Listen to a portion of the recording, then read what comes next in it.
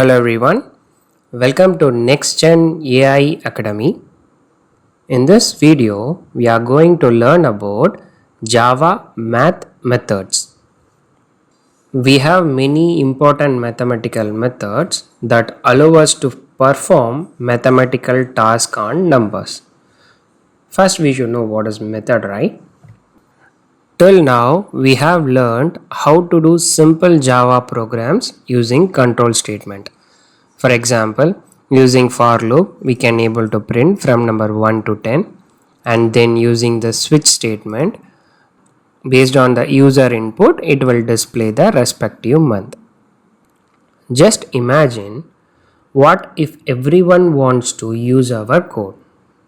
The only way is we can create this as a user defined methods. With the help of method, others can reuse it without coding it again. Same way, Java is providing built-in methods already coded by them. We can simply call that method and reuse it. Let's learn few important mathematical methods which we will use it in the real-time projects. First, let's create the class. Before that, let's try to create the package com, then NextGen AI company, then what is the new package name? We can give inbuilt methods, then the class name is math built-in methods, public static void main, finish. We are going to do lot of manipulation using numbers. For integer int num1 equal to number value 10, same way num2 20, num3 minus 10, then num4 which is a float data type 145.67f. Variable declaration is done. Always remember, whenever you want to use any mathematical function, the keyword for that is math dot, then it will display all the mathematical methods which is already available.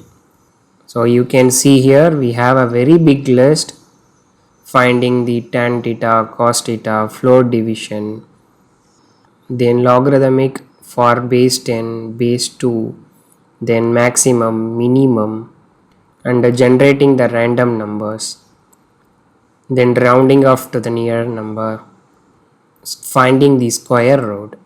We have a lot of methods, but I am going to teach very few important methods which are widely used.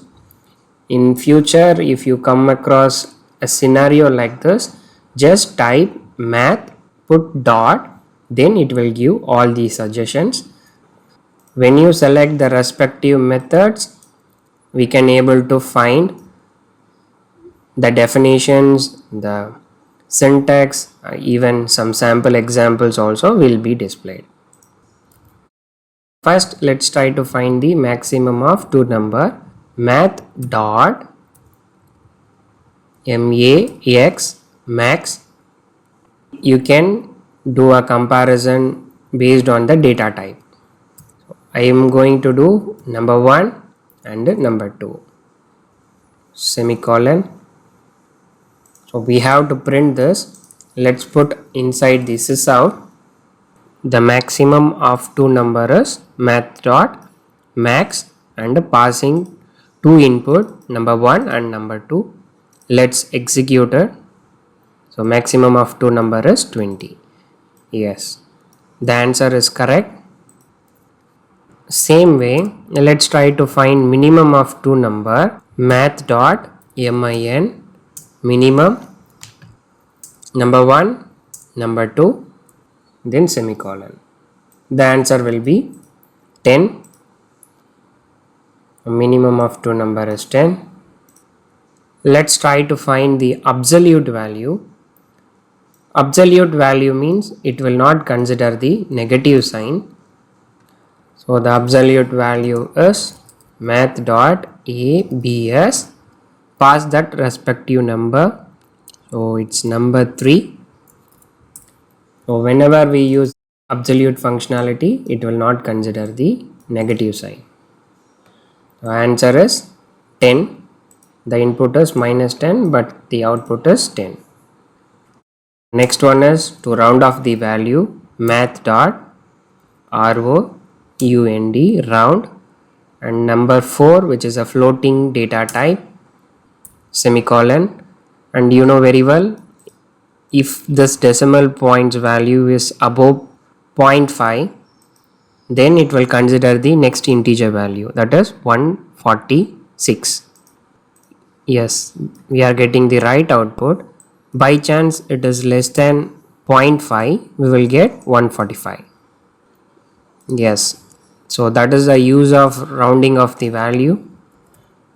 And the next method is the most used method, how to randomly generate the number. And this we use a lot, math dot random close it semicolon. Let's execute. Always remember, for every execution a new random number will be generated. Now 0.094, a big number. Then when I run next time 0.80, like that for every execution the random number will be generated. And remember, it will be in the decimal points, like 14 to 15 digit decimal points number will be generated. Okay, now we got a requirement, generate the number between 0 and 1000. How we will use it? And we know very well it will generate only decimal point. So just a simple common sense, we can multiply by the 1000 so that we will get that respective number. It is an integer, so int, then random num equal to a variable math dot random multiply into 1000. If you want to consider 1000 also, then multiply into 1001. But we got some error. It means this output will be a float data type, but we need it as an integer, so cast to int. When you add like this output will be converted to integer data type and it will be saved in this random number variable. Just print that variable, so random number generated between 0 and 1000 is, pass that variable name, run it.